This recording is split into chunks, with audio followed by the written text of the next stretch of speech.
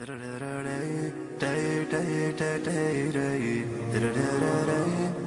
occasion, Umar radiallahu anhu, he went to the outskirts of Medina, and he saw this lady, and around this lady there are her children, and they're crying out of hunger. And this lady's put a pot of water on, and she's boiling it, and she's hoping that the children will think that she's cooking something, and they will fall asleep as a consequence. And Umar radiallahu anhu is watching this from a distance. Then after this, Umar radiallahu anhu, he approached this lady and he said, he gave her salam, and he asked her if he could come closer, and she allowed him. And Umar radiallahu anhu spoke to her briefly, and then Umar radiallahu anhu asked, he said, what do you say about Umar ibn Khattab? He asked, what do you say about Umar ibn Khattab? She said, I complain to Allah about Ibn Khattab. And Umar radiallahu anhu said, maybe he doesn't know about you. Maybe he doesn't know about your state. And she said, he is our Amir, and he doesn't know about his subjects. He's Amir al-Mu'mineen, and he's unaware of his subjects. And it's as though that her words pierced his heart.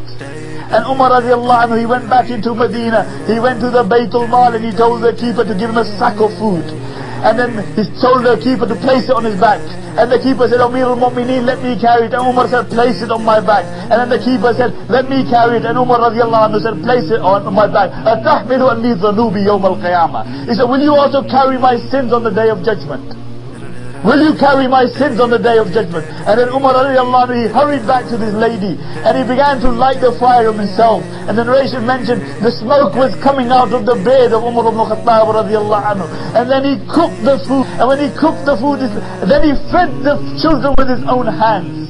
And this lady is watching this, and she didn't know this, Umar ibn Khattab. And she says to him, I swear by Allah, you are better than Umar ibn Khattab.